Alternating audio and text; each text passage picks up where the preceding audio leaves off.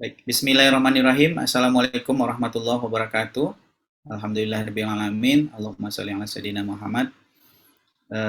Bertemu kembali kita di kuliah pengantar untuk blok 3.2 gangguan indera khusus.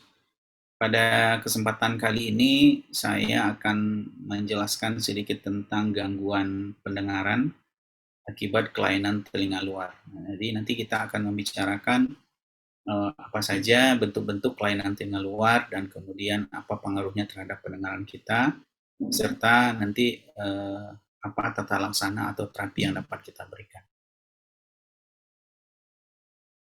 Nah, sebagai pendahuluan, nanti kelainan telinga luar ini akan kita bagi dua menjadi kelainan telinga luar kongenital atau bawaan, kemudian yang didapat atau disebut dengan acquired, ya, berupa infeksi, bisa trauma, bisa juga diakibatkan oleh kelainan metabolik, juga bisa diakibatkan oleh tumor atau suatu neoplasma.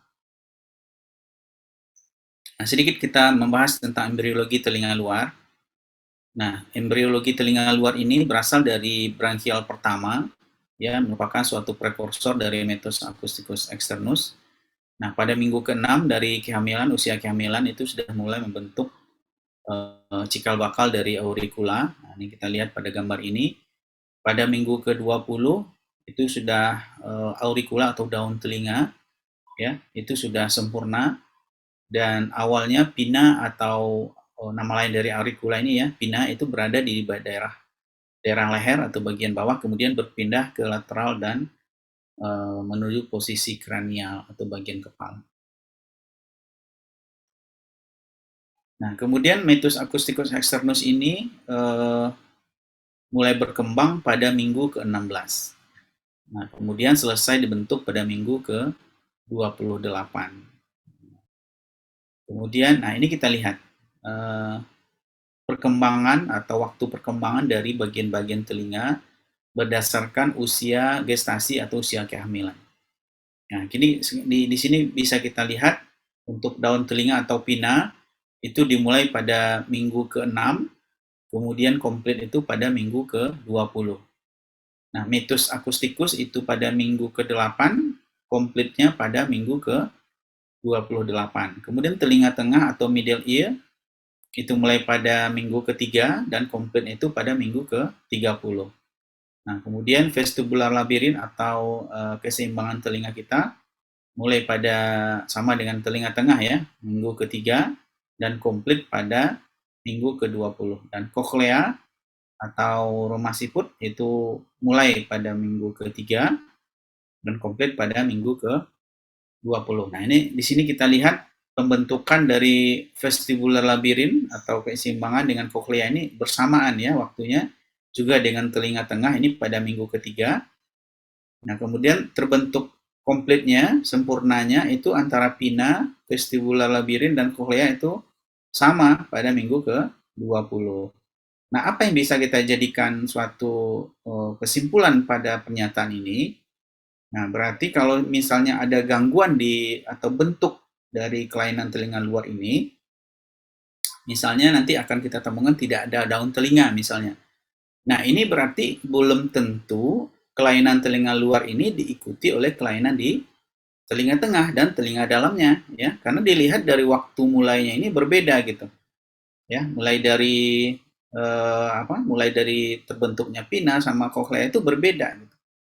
Nah, jadi nanti jangan sampai ada suatu kesimpulan di kita saat kita menemukan pasien dengan kelainan telinga luar, ya, misalnya tidak ada daun telinga, akan, oh ini ibu anaknya ini akan ada gangguan pendengaran. Ah, belum tentu, ya, belum tentu, karena proses awalnya dan proses komplitnya itu berbeda waktunya. Nah, ini sedikit kita ulang kembali mengenai anatomi telinga luar. Ya, ini akan sering diulang-ulang, ya, baik dari kuliah ini yang kelainan telinga luar, nanti juga ada kuliah telinga tengah atau telinga dalam. Nanti akan sering-sering diulang-ulang. Anatomi merupakan suatu basic, ya, suatu dasar yang harus saudara bisa kuasai sehingga nanti bisa menerapkannya di dalam pengetahuan tingkat lanjutnya, ya, untuk patofisiologi atau tata laksana nantinya. Nah, ini dilihat telinga luar terdiri dari daun telinga. ya, atau pinna atau auricula. Ya. Kalau auris itu telinga secara keseluruhan, tapi kalau daun telinga saja itu kita namakan dengan pinna atau auricula. Nah, kemudian yang termasuk bagian telinga luar itu adalah antara liang telinga sampai dengan membran timpani atau gendang telinga. Jadi kalau kita lihat di sini, ya mulai dari daun telinga ini, ya auricula, pinna, sampai ke bagian luar dari membran timpani. Ingat, jadi membran timpani itu terbagi dua juga, ya bagian luarnya termasuk ke telinga luar, bagian dalamnya itu termasuk ke telinga tengah. Ya, jadi semacam pembatas. Ya. Nah, berapa panjangnya? Nah, nanti kita lihat. Nah, daun telinga ini terdiri dari tulang rawan, elastin, dan kulit. Nah, kemudian liang telinga ini berbentuk hurufnya S, ya berkelok, sehingga nanti pada pemeriksaan fisik yang akan kita pelajari di keterampilan klinik nantinya, ya kita harus menarik daun telinga ini ke arah belakang dan atas ya, atas belakang. Jadi ditarik ke atas dan ke arah belakang, sehingga nanti liang itu menjadi lebih lurus. Nah, sehingga kita bisa nanti melihat atau visualisasi dari membran timpani menjadi lebih jelas. Nah, untuk sepertiga luar itu terdiri dari tulang rawan atau cartilage, sedangkan 2/3 dalamnya itu terbentuk dari rangka tulang. Nah, berapa panjangnya? Normalnya pada dewasa adalah sekitar 2,5 sampai 3 cm dengan diameter 0,7 cm. Nah, dengan panjang 2,5 sampai 3 cm ini, nah kita akan melihat nanti ya, misalnya suatu kebiasaan kita mengorek-ngorek telinga dengan cotton bud ya, namanya kita yang lazim kita kenal dengan cotton bud. Nah, itu hati-hati itu. Kalau kita seandainya punya kebiasaan itu, kalau terlalu dalam, nanti akan menyebabkan terjadinya trauma terlalu jauh, akan menyebabkan trauma di daerah membran timpani atau di liang telinga bagian dalam. Nah, di sini kita lihat bagian-bagian dari daun telinga. Ya. Nah, juga dikenal nanti dengan istilahnya itu dengan ear unit ya, atau ear aesthetic unit. Jadi unit estetik dari telinga. Nah, yang dimaksud dengan ear aesthetic unit ini adalah definisi suatu telinga yang bisa kita katakan suatu telinga yang lengkap. Ya, jadi telinga itu definisi lengkapnya itu adalah terdiri dari ya ini ear aesthetic unit ini ya. Ada helix, kemudian ada anti helix, kemudian ada concha, ada tragus, ada antitragus, ada lobulus. Nah, ini semua dinamakan dengan ear aesthetic unit. Jadi kalau ada beberapa bagian nanti yang tidak ada di di suatu kelainan telinga luar, maka itu tidak bisa kita katakan suatu telinga yang lengkap ya. Nah, ini kalau lihat dari gambar bawahnya ini adalah dari cartilago ya, cartilago daun telinga. Nah, kita melihat di sini bagian inferiornya ini adalah suatu lobulus. Nah, lobulus ini dia tidak memiliki daun telinga. Tidak memiliki cartilage ya. Nah, tidak memiliki cartilage. Nah, ini dijadikan oleh wanita atau perempuan untuk meletakkan anting ya, anting-anting atau subang ya kalau bahasa Padang atau Minang itu subang. Nah, itu tidak ada cartilage di situ. Nah, makanya boleh diletakkan ini. Maka kalau ada yang ditindik daun telinganya di luar lobulus ini, nah itu akan berisiko untuk mengenai cartilage atau tulang rawan, itu nyeri. Ya, nyeri dan akan berisiko untuk terjadinya suatu infeksi. Ya. Nanti akan kita lihat beberapa infeksinya. Nah, kemudian di sepertiga luar ini yang ada tulang rawannya ini itu kelenjar serumennya lebih banyak gitu. Ya, kelenjar serumennya lebih banyak.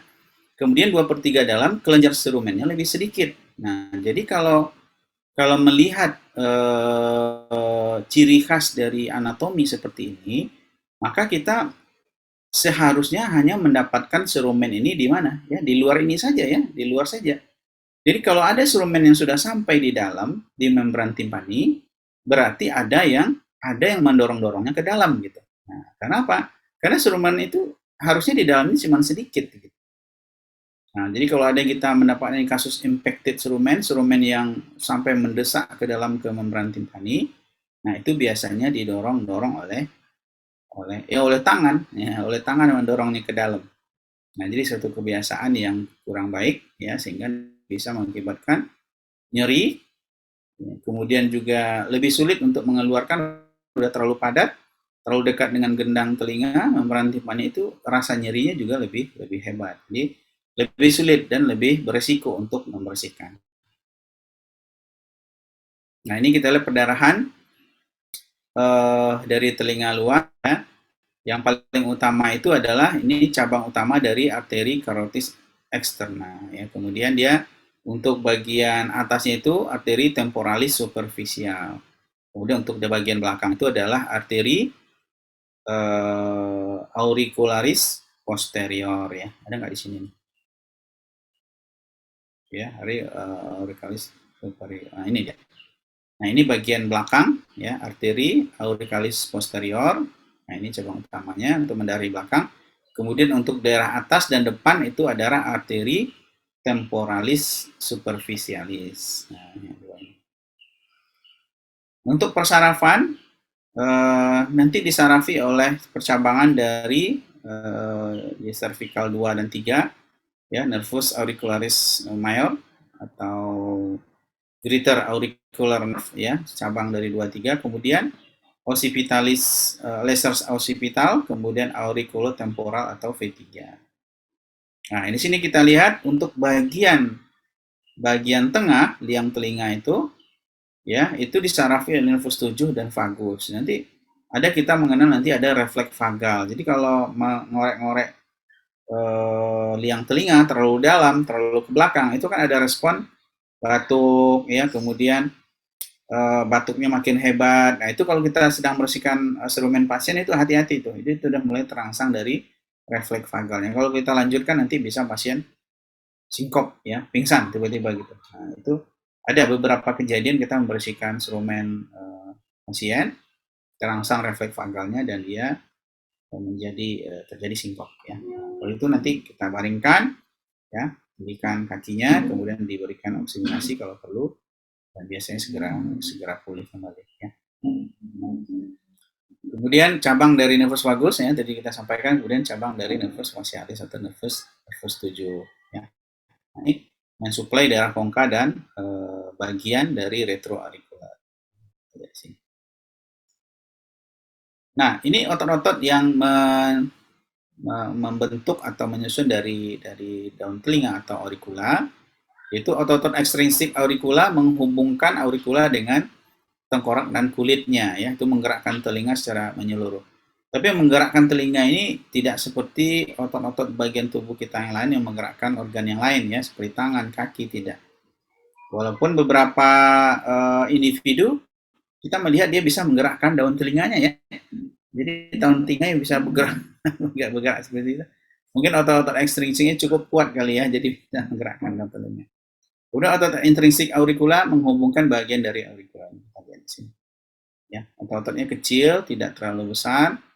Kemudian ini dari canalis auditory externus atau metus acousticus externus. Nah, kalau melihat gambaran seperti ini, nah, ini pertanyaan sering yang dasar yang kita tanyakan ke mahasiswa, ya. Apa yang menjadi patokan bahwasanya membran timpani ini bagian dari telinga mana gitu, telinga kiri atau telinga kanan? Nah, ya, biasanya menjawab adalah cone of light atau refleks cahaya. Jadi kalau dia di jam 5, ya, jam 5 itu di telinga kanan. Kalau di jam 7 itu di telinga kiri. Nah, tapi bagaimana dengan kondisi tidak ada cone of light ini atau cone of light-nya hilang gitu. Nah, yang menjadi patokannya adalah, tidak ada yang tahu? Ya, ini dia lateral process of malleus atau prosesus lateral atau prosesus Malei. Nah, ini dia, ya. Nah, ini selalu berada di bagian anterior atau sama dengan cone of light. Jadi kalau ini bagian anterior, maka sisi ini berada di bagian depan, maka ini adalah telinga kanan. Ya, ini telinga kanan.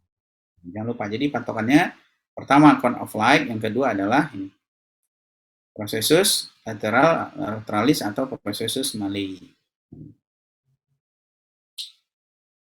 Nah, kita masuk ke kelainan bawaan. Nah, yang pertama congenital anomalies yang sering kita temukan, ya, biasanya itu adalah dimensi telinga luar bayi itu berada atau di kisaran 3/4 dimensi telinga dewasa. Dimensi ini artinya bukan ukuran ya, dimensi itu ada bentuk ya, ada bentuk secara keseluruhan, tidak hanya perbandingan ukuran ya. Nah, dimensi itu sudah sempurna, nyaris tidak ada perubahan lagi, itu sekitar 5 sampai 11 tahun. Makanya pada kasus-kasus dengan mikrotia atau kelainan telinga luar yang akan kita lakukan aurikuloplasti, itu biasanya kita menunggu di atas usia 11 atau 12 tahun, di mana dimensi telinganya ini sudah tidak mengalami perubahan. Nah, kemudian secara ukuran, nah ini baru ukuran. Ukuran itu mulai tidak berubah itu ada sekitar 12 sampai 16 tahun. Nah, anomali perkembangan ya berasal dari lengkung brachial, itu membentuk daun telinga yang mengalami mikrotia atau suatu kecacatan. Nah, ini anomali yang terkait dengan telinga tengah dan kehilangan pendengaran signifikan. Selain bentuk pina ada beberapa faktor keturunan. Nah, ini faktor risikonya ya, ada faktor keturunan mungkin perlu ditanyakan. Mungkin dari orang tua itu ibunya ini atau ayahnya mungkin ada mengalami kelainan yang sama sebelumnya. Itu harus kita tanyakan dalam anamnesisnya ya. Kemudian paparan teratogen atau posisi intrauterin yang tidak biasa. Misalnya letak sungsang atau letak oblik, sehingga nanti ada beberapa bagian telinga yang tertekan dalam jangka waktu yang lama. Nah, kalau anotia, ada beberapa penulis itu memasukkan ke dalam bagian mikrotia, tapi ada juga yang memisahkan. Ya, jadi anotia itu memang komplit, tidak terbentuk sama sekali dari daun telinga, atau hanya berupa pinat atau kecil saja ya. Nah, ini gangguan pertumbuhan yang terjadi pada usia 7 sampai 8 minggu kehamilan. Nah, kemudian kriptotia atau hidden ear atau bagian atas ya, kutub atas dari pina ini terbenam di daerah temporal. Jadi tidak terdapat ini fossa triangular, yaitu tidak kelihatan di sini pada kriptotia ini. Nah, ini mikrotia kadang-kadang itu dikaitkan dengan suatu kelainan atau bagian dari sindrom atau kumpulan gejala ya.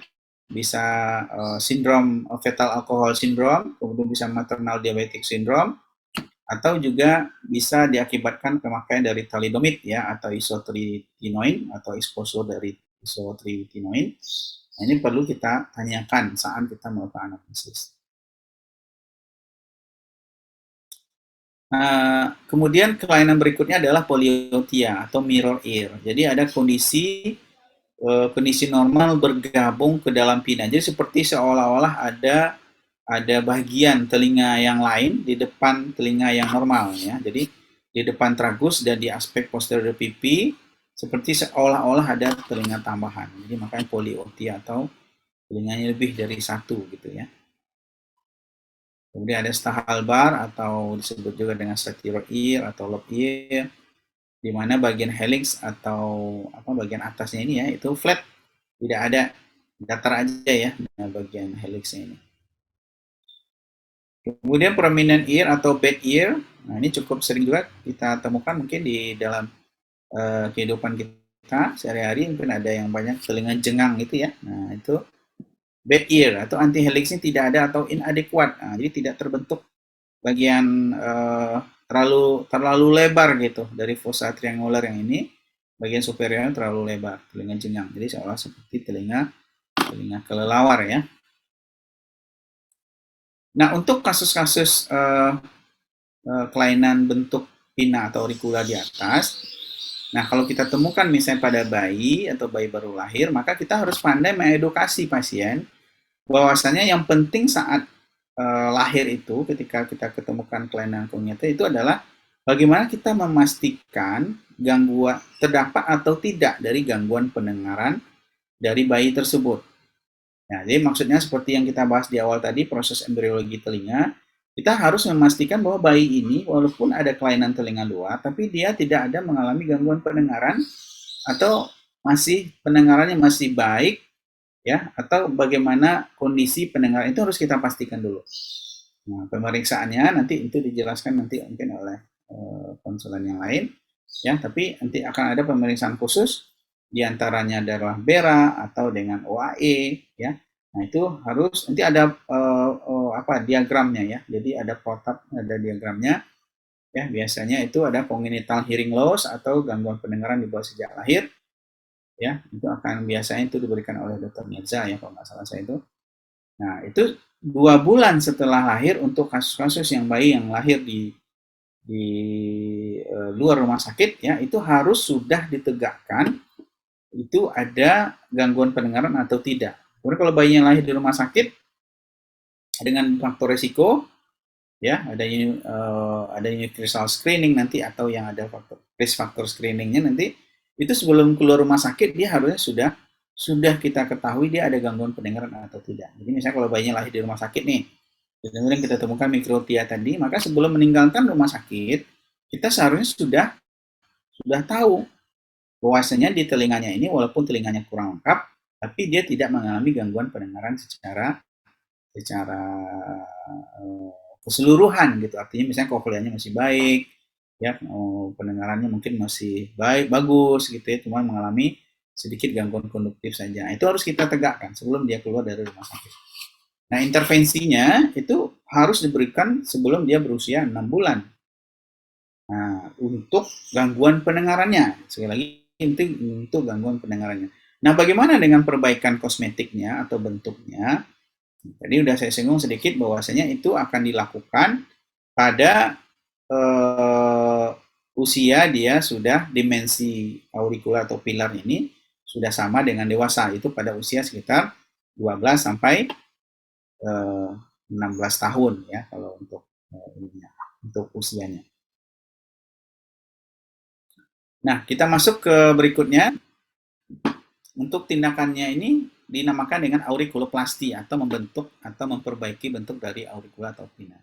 Ada yang total aurikuloplasti, ada yang parsial aurikuloplasti. Jadi kalau parsial itu mungkin kita hanya memperbaiki sedikit beberapa dari yang kita kenal tadi dengan ear aesthetic unit tadi ya, jadi fotokopi hanya helixnya, kemudian mungkin hanya fossa triangularnya, itu kita dengan parsial aurikuloplasti. Nah, ini ada kondisi berikutnya yang kita kenal dengan preauricular sinus atau sinus preauricular. Ini ada lubang ya di depan daun telinga.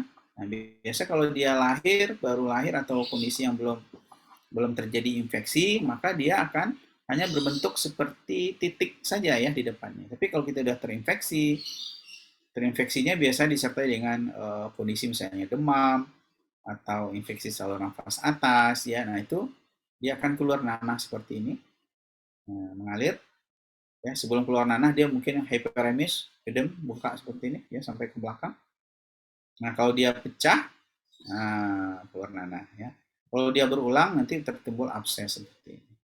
Nah, sekarang protapnya ya kita kalau dia sudah pernah saja terinfeksi sekali, maka kita sudah anjurkan untuk lakukan sinektomi atau pengangkatan dari sinus preauricular. Jadi jangan tunggu-tunggu berulang dulu. Kalau tunggu berulang, maka dia itu ada kantong. Makanya kalau dulu dinamakan dengan kista preauricula ya. Jadi sinus itu adanya saluran buntu, tapi ada kantongnya. Nah, jadi kalau ada tertinggal nanti saat kita melakukan sinektomi, kantongnya atau bagian dari sinus atau saluran ini, maka itu akan mengakibatkan kemungkinan rekarensi atau kekambuhan menjadi lebih besar. Nah, jadi kapan dilakukan sinektomi ini? Apakah saat terinfeksi atau sedang saat sedang tidak terinfeksi? Nah, ada dua pendapat juga. Ada yang menyatakan saat infeksi itu dilakukan langsung sinektomi, ya, karena harus misalnya kita insisi drainase harus kita angkat sekali.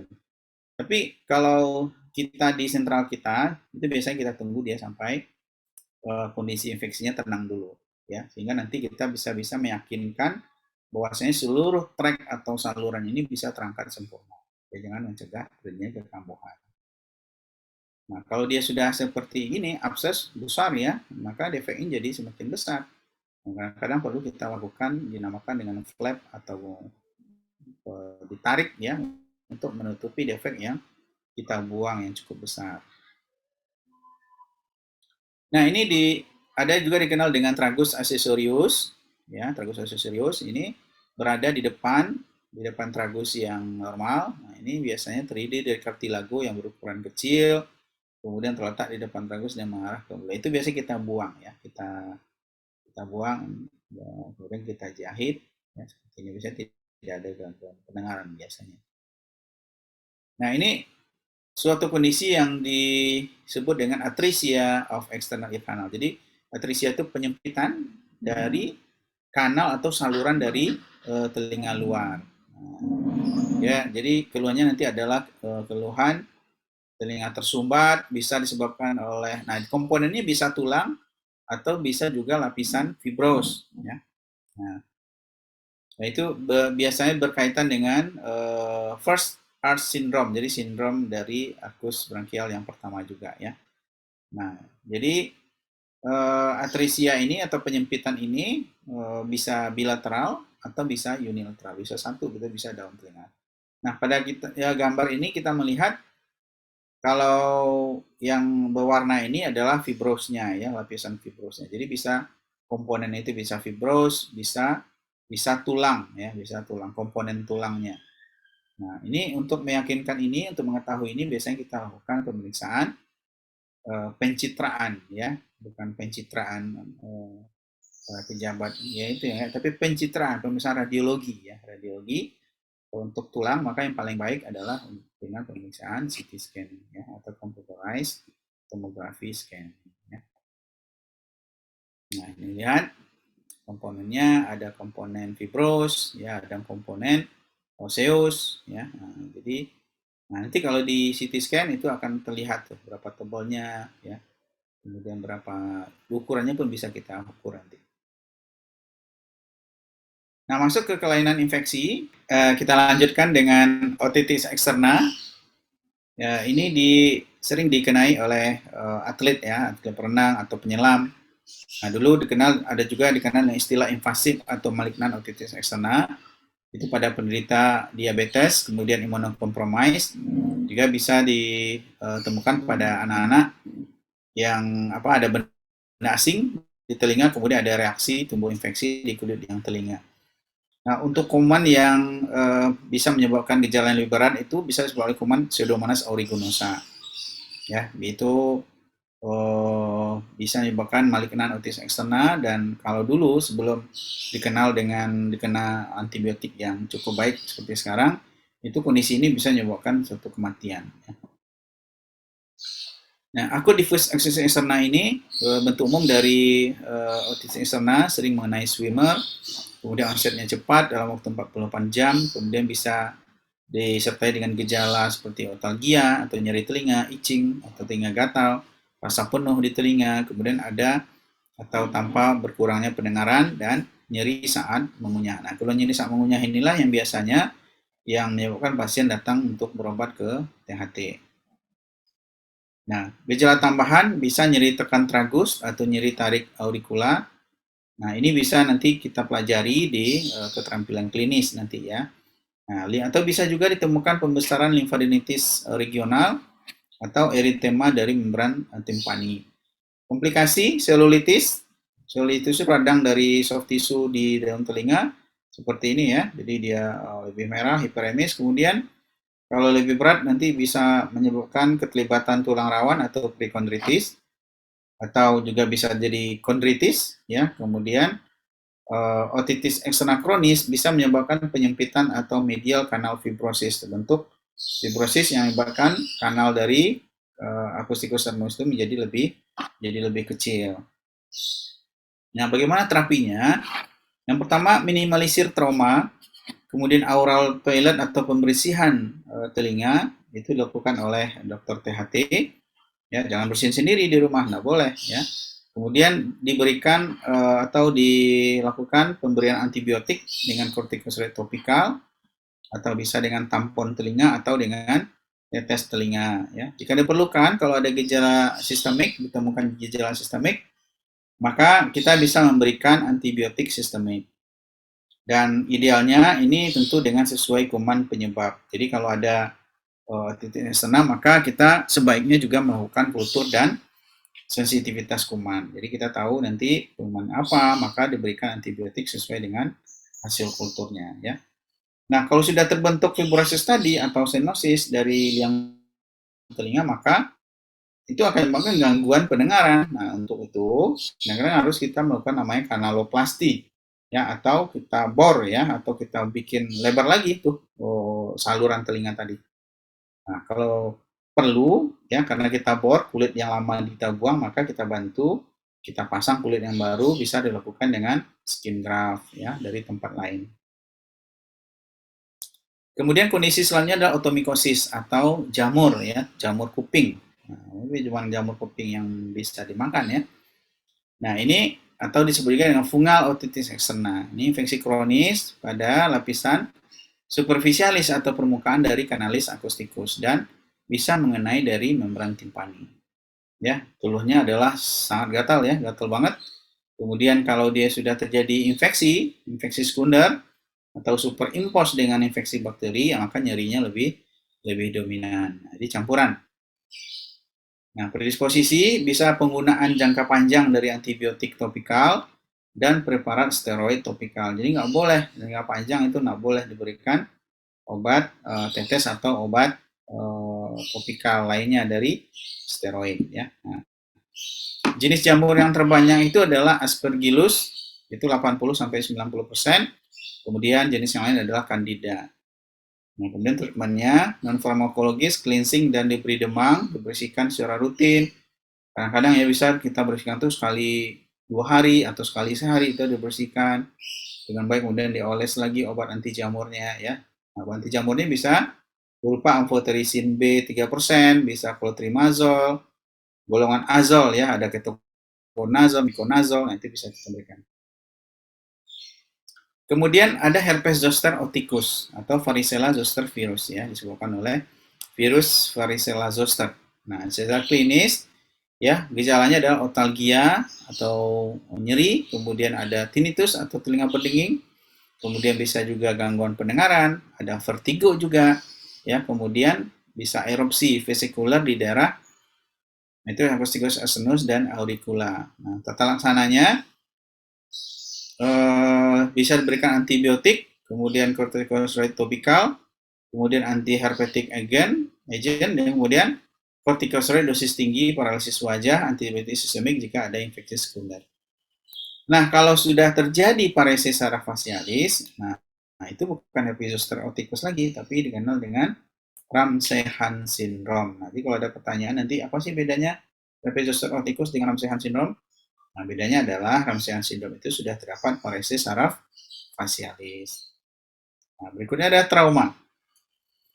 Trauma yang pertama kondisinya kita kenal dengan pseudokista. Ya, pseudokista ini secara teori itu adanya tekanan yang berlebihan dan berlangsung lama pada daun telinga sehingga terbentuk cairan di antara kartilago dengan lapisan kulit. Nah, jadi terbentuk cairan di situ. Misalnya orang dengan bantal yang keras tidur ya, dengan bantal yang cukup keras, atau helm, pakai helm yang sempit, kemudian earphone yang keras juga ya, kemudian tertidur malam. Nah, pagi hari kadang terbentuk cairan di daun telinga. Nah, itu dikenal dengan pseudokista. Nah, secara epidemiologi itu ditemukan banyak pada laki-laki 30-40 tahun, rentangnya bisa sampai 85 tahun, 15 sampai 85 tahun. Biasanya satu telinga, ya, satu telinga bervariasi mulai dari 1 cm sampai 5 cm, bisa mengenai difus di daun telinga. Nanti kita lihat. Nah, treatmentnya adalah corticosteroid, kemudian di compressing dressing. Jadi dikeluarkan cairannya itu, seromanya itu, kemudian ditekan. Ya, nah kemudian juga dilakukan bisa surgical care, diaspirasi, kemudian insisi eksplorasi, kemudian di bolster. Ya. Nah, pada kasus ini kalau tidak teratasi, cairan ini bisa berubah infeksinya menjadi lebih berat, kalau sudah kena ke kartilagonya, tulang rawannya, maka itu bisa menyebabkan berubah bentuk daun telinga yang tadi. Ya, perubahan bentuknya menjadi lebih mengecil, berkerut seperti bunga kol. Nah, itu disebut dengan cauliflower ear.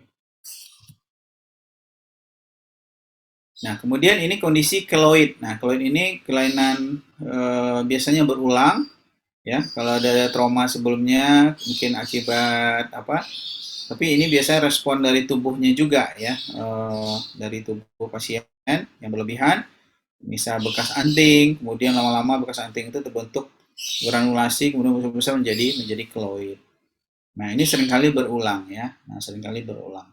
Nah, ini harus kita kasih tahu juga ke pasien. Kadang-kadang kita lakukan ekstirpasi keloid seperti pada gambar ini, ya, tapi dia pasiennya harus kontrol nanti, ya, karena ada kemungkinan dia itu berulang. Kemudian ada trauma di daun telinga atau auricula. Nah, ini pada kasus ini ada kasus amputasi, ya, jadi kena kecelakaan hampir terputus. Terputus telinganya, kemudian kita sambung.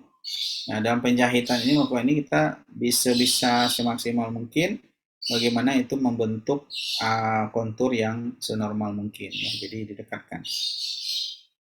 Nah, masuk ke kelainan metabolik, kita mengenal dengan auricular topus atau Topacious gout, ya. Jadi ada penyebab dari asam urat yang tinggi.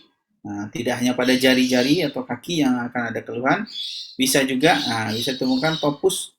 Biasanya itu di bagian helix, di bagian superior dari pinna atau auricula, putih, ya. Nah, itu biasanya bilateral. Ini kelainan tumor pada daun telinga, bisa cutaneous horn, bisa basal cell carcinoma atau basiolema. Bisa juga suatu squamous cell carcinoma atau KSS, ya, karsinoma sel squamosa.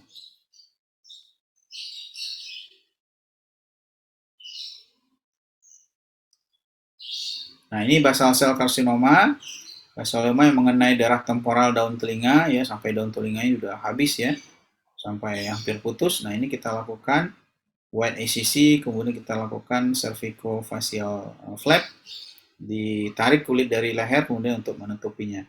Nah, setelah kita tutup, biasanya kita ikuti dengan terapi definitif yang lain. Ya, biasanya adalah untuk basal cell carcinoma ini kita anjurkan itu untuk dilakukan radioterapi sesuai dengan stagingnya nanti atau stadiumnya. Nanti untuk tumor di kepala leher nanti mungkin diberikan oleh Dr. Sukri nanti, ya. Nah, jadi nanti stagingnya ada, ya. Nanti stagingnya stadium 1, 2, 3, atau 4. Tapi pilihannya untuk basal cell carcinoma ini adalah radioterapi. Kemudian tumor yang lainnya adalah hemangioma. Nah, hemangioma ini di auricula terbentuk pelebaran dari pembuluh darah, ya. Nah, untuk terapinya biasanya adalah steroid, kemudian biasanya mengecil sendiri, ya, atau hilang sendiri spontaneous atau regres spontaneous. Tapi kalau ada intervensi biasanya adalah terapi steroid, ya, steroid. Ini ada keratosis seborrheic terbentuk suatu seperti mirip ini, ya, mirip suatu nevus, giant nevus gitu, ya, tapi dia lebih lebar. Dan pada kasus ini dia hanya mengenai daun telinga tapi tidak mengenai cartilage. Nah, waktu itu kita buang, kita ambil kulit dari bagian belakang telinga, ya, kita tempelkan. Ini 2 tahap. Ini gambar ini yang besar ini adalah setelah kita lakukan operasi tahap 2, ya. Kemudian osteoma. Osteoma ini gambaran benjolan, ya, di saluran telinga. Misalnya kalau kita raba dengan aplikator itu rabanya itu keras. Nah, kalau sangat menyumbat, sangat besar menyumbat saluran telinga, nanti bisa mengakibatkan penurunan dari pendengaran, bersifat konduktif, jadi terganggu hantarannya. Nah, kalau terlalu besar sudah menyumbat, ya, biasanya kita lakukan operatif dengan dibor, ya, dibuang, dibor, ditipiskan atau dibuang sehingga nanti aliran bunyi atau aliran suara itu bisa kembali normal. Prosesnya bisa melalui membran timpani lagi, tidak ada halangan lagi. Nah, ini eksostosis, ini DD, ya, atau differentiasis dari osteoma tadi, ya, mirip, ya, tapi dia kalau ini riwayatnya biasanya adalah para diver, ya, atau swimmer, ya. yang selalu kontak dengan udara cairan atau air dingin ya. Nah, itu bisa menyebabkan terjadinya esostosis. Nah, laki-laki katanya itu lebih tinggi, sampai 3 kali lebih tinggi ditemukan kasus ini dibandingkan perempuan. Kemudian kondisi yang sangat sering kita temukan nanti adalah serumen. Nah, serumen atau kotoran telinga ini terdiri dari kelenjar sebasea, kelenjar keringat, kemudian kelenjar seruminosa, terbentuk juga dari debris epithelial desquamosa, keratin, debu. Nah, debu juga kotoran yang masuk dari luar. Kalau orang-orang bekerja di lapangan dengan kondisi yang sering termasuk ke dalam telinga debu, nah itu biasanya serumennya juga lebih banyak ya. Nah, apa sih fungsinya? Nah, kenapa Tuhan menciptakan tai telinga itu gitu? Kenapa harus ada kotoran telinga? Nah, itu ternyata dia bulu emas alami. Jadi dia itu memberikan sensasi lebih antibakteri juga ya. Jadi dia bisa bergerak sendiri. Nah, jadi bisa bergerak sendiri dengan mengunyah, dengan gerakan rahang itu akan bisa bergerak sendiri.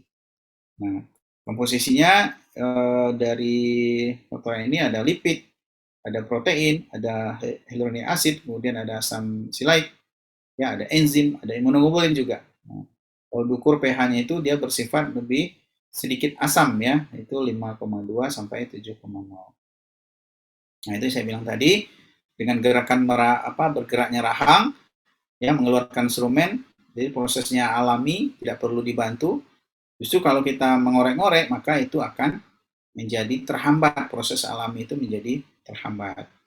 Nah, tapi dengan berkembangnya usia, memang kelenjar serumen ini akan sedikit mengalami perubahan fungsi ya, dengan usia itu mengalami atrofi, maka serumen itu bersifat orang tua itu lebih kering ya, jadi lebih kering.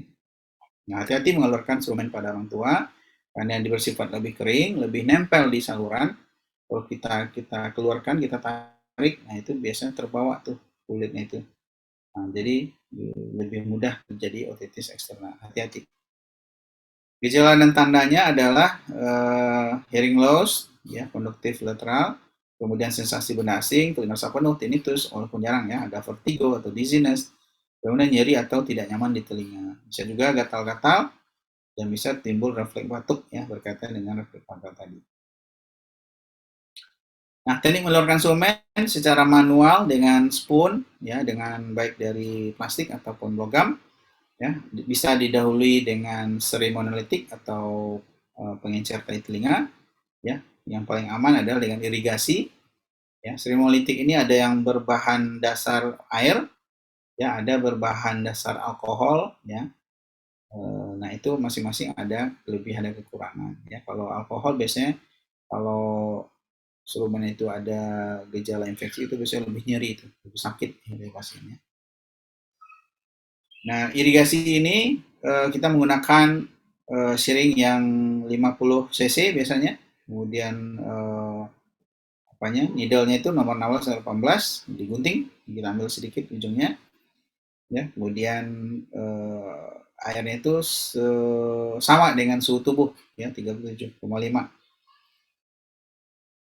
Nah, ini akibat kalau kita sering mengorek dengan cotton bud, ya, jadi ketusuk, bayangannya nyeri ya, mulai gambarnya rasanya nyeri banget tuh. Tapi hati-hati kalau lagi ngorek-ngorek, datang adiknya disenggolnya tangannya, kemudian tertusuk ya, hati-hati, nggak boleh.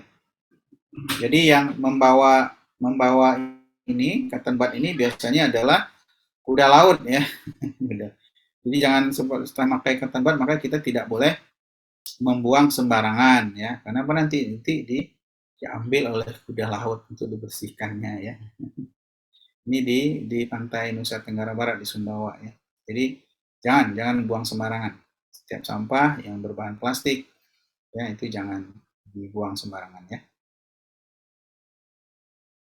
Kemudian kita mengenal dengan istilah adalah keratosis obturans ya, itu etiologinya 5 sampai 20 tahun. Ya, itu gejalanya nyeri ya, itu serumen yang sangat keras menempel sehingga kalau kita lakukan ekstraksi maka akan tertinggal suatu lekukan atau menggaung istilahnya kita, tapi membran timpaninya utuh gitu. Nah, DD-nya ini keratosis ini adalah dengan clostriatum externa ya. Jadi Nah, kalau sudah terbentuk liang telinga yang menggaung seperti ini, maka dia harus kontrol secara periodik karena cenderung serumennya akan terperangkap lagi di sini gitu. Nah, akibat didesaknya oleh cerumen yang besar tadi, maka mengakibatkan lekukan di liang telinga. Nah, stenosis dari metus ini atau penyempitan yang telinga ini bisa disebabkan oleh kronis tadi ya, bisa disebabkan oleh luka bakar, ya suhu atau kimia, bisa disebabkan trauma. Nah, kalau tersumbat seperti ini tentu akan mengganggu pendengarannya ya. Sehingga kita perlu melebarkan lagi sehingga suara bisa lebih banyak masuk ke dalam. Nah, itu bisa kita lakukan dengan metoplasti, bisa kita lakukan dengan skin flap atau skin graft. Nah, ini referensi yang mungkin bisa saudara pakai untuk menambah pengetahuan di bidang kelainan telinga luar ini dan gangguan pendengaran yang diakibatkannya. Ya. Nah, ini kita lihat video bagaimana mengeluarkan serumen, ya. Nah, di sini ada beberapa perbedaan ya yang kita lihat di sini. Bagaimana memegang otoskop, ya. Ada beberapa perbedaan sedikit. Nah, ya dia ke belakang ya memegang otoskopnya. Tapi secara umum bisa kita ambil bagaimana mereka melakukan irigasi telinga ya. Nah, diberikan serum-emitting agent ya untuk menggunakan serumennya.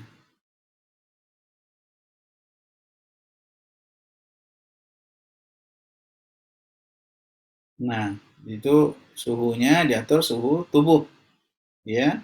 Warm water atau air hangat ya. Sekitar 37 37,5 ya. Jangan terlalu dingin, jangan terlalu panas. Nah, ini pakai wing needle tadi dipotong. Nah, kita potong sedikit. Nah, kemudian kita tempelkan.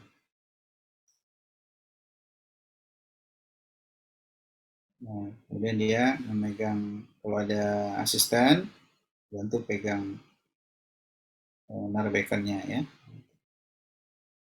Nah, kemudian salurannya itu, ujung needle tadi ditempelkan di supero posterior dari belakang atas. Nah, kemudian kita irigasi ya, irigasi dengan air tadi.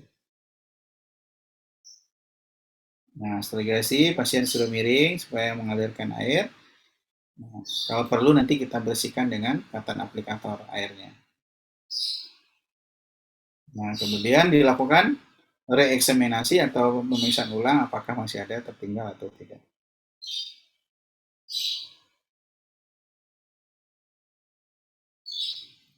Nah, bagaimana kalau nggak berhasil? Nah, biasa kalau nggak berhasil kita kasih obat tetes lagi gitu, ya. Nah, yang paling aman adalah dengan irigasi ini, terutama pada anak-anak yang tidak kooperatif, gitu ya.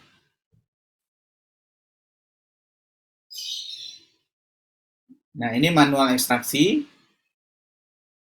ya, bisa menggunakan instrumen spoon, bisa hook, ya. Nah, tapi hati-hati pada anak-anak kecil yang tidak kooperatif, orang tidak kooperatif itu lebih berisiko, ya.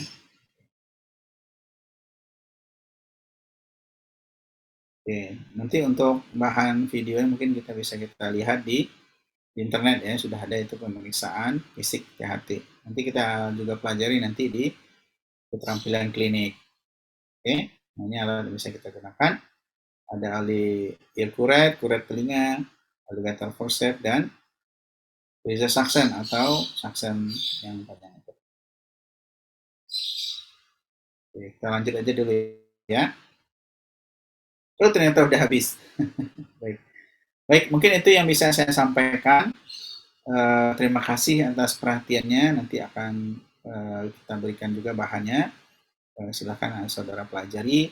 Kemudian nanti bersiap-siap untuk ujian ya, diambil dari bahan ini dan bahan referensi yang sudah diberikan tadi. Baik, terima kasih atas perhatiannya. Alhamdulillahirrahmanirrahim. Kita tutup. Wabillahi taufiq wal hidayah. Assalamualaikum warahmatullahi wabarakatuh.